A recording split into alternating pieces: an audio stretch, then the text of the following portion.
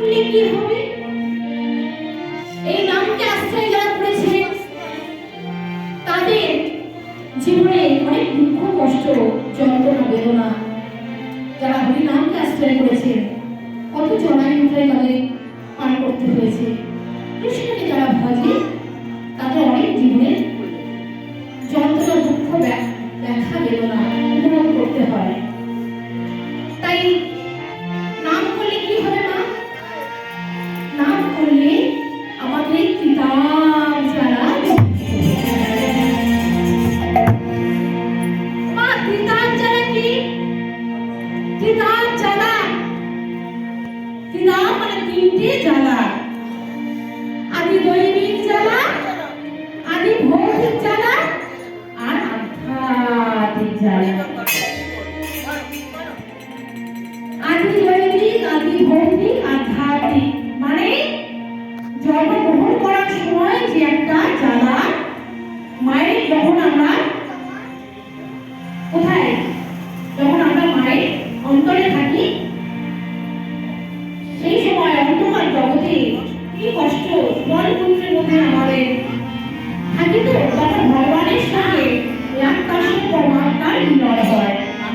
সেই সময় যে একটা যন্ত্রণা ভোগ করতে হয় সেটা একটা জ্বালা, আর বেঁচে থাকার একটা জ্বালা, আর মরণের। এই কিতাব জ্বালা থেকে মুক্তি পাওয়ার জন্য আমাদের এই হরিনাম সংকীর্তন শোনা উচিত এবং ভক্ত সংক্রান্ত জন্ম করা উচিত। এই নামকে চেয়েছিলেন শ্রীবাস পণ্ডিত, যিনি তুলসী পত্র আর গঙ্গা জল নিয়ে তিনি তুলসী পত্র এবং গঙ্গা জল হাতে নিয়ে কেটে কেটে তিনি ভগবানকে ওই পেয়েছিলেন।